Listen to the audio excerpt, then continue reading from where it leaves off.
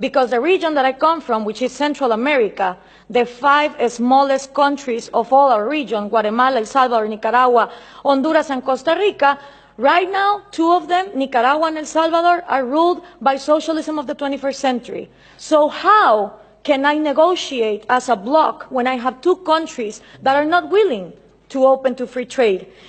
And for these 3 ways to work, you need to understand something about Latin America. I had 2 slides, 2 pictures, if we could put them on, please. The first thing is Latin America has always been ruled by dictators. Then Fidel Castro comes in, and he is successful in making a Marxist guerrilla. In the moment that Castro comes in and he makes a Marxist guerrilla, all the countries in Latin America start copying and pasting that model. You had Marxist guerrillas everywhere, Guatemala, Nicaragua, Peru, trying to do the same thing as Castro, financed by the Soviet Union and with the intelligence of Cuba. 1989 comes, the Soviet Union collapses, and the left Marxist wing of Latin America, the socialist sectors, they are in trouble. Because now they don't have the money of the Soviet Union to keep on going with these violent guerrillas, but they still want to come to power. So what do? Well, Fidel Castro gathers together with Lula da Silva, and they form the first Forum of Sao Paulo. The Sao Paulo Forum is a parliament that every year gathers together to further on the socialist agenda. And they start working on 1990. In 1998, they put their first president, Hugo Chavez. And that was a relief for Cuba, because the money that the Soviet Union was lacking to give, the oil of Venezuela started giving. And now that the oil prices are coming down, they are hoping for Colombia to advance on the agenda to give FARC, the Marxist guerrilla drug dealer of Latin America, places in power. If this happens, we're going to have the first narco-socialist government, which will mean that the money of drugs, it's infinite. It doesn't depend on the market like oil, and then you have another socialism of maybe the 22nd century. So what we need to understand is this regional strategy is not only put in place in Venezuela, it has been put in place and tested in Brazil, Argentina, Chile, Uruguay, Nicaragua, El Salvador. And the places where they haven't governed, they have people who are waiting to come to power.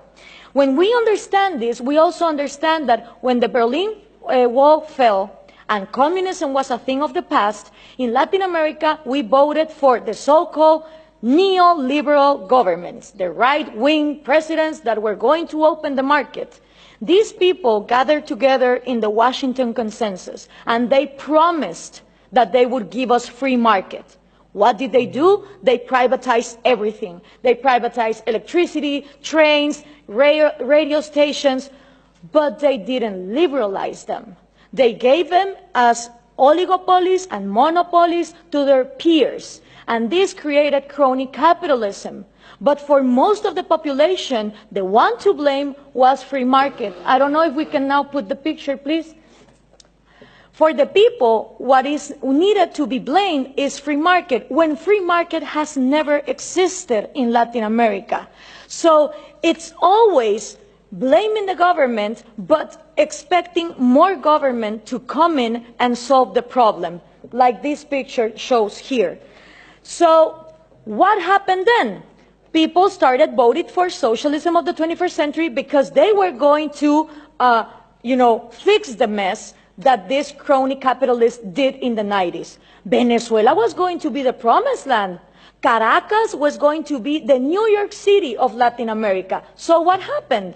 All these people get in power, Chavez, Lula, Correa, Evo Morales, and instead of finishing with the privileges, the crony capitalism, the oligarchies, they become even worse. So why is this good news to us?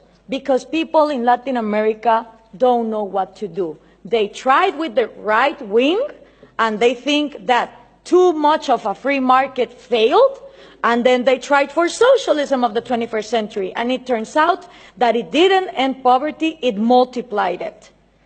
So right now, it's a great and excellent opportunity for people like us, for people who really defend liberties and freedom, not only economic liberties, but also individual liberties.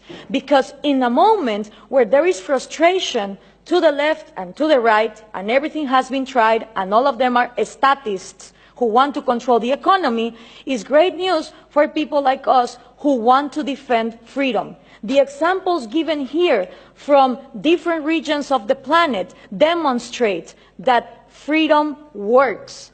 So what we need to input from Europe to Latin America is the right messages. Those messages include that Scandinavia is not socialist, that we need trade more than aid, and in order for institutions to follow up, it's not about material equality, it's about equality under the law and the rule of law. Thank you very much.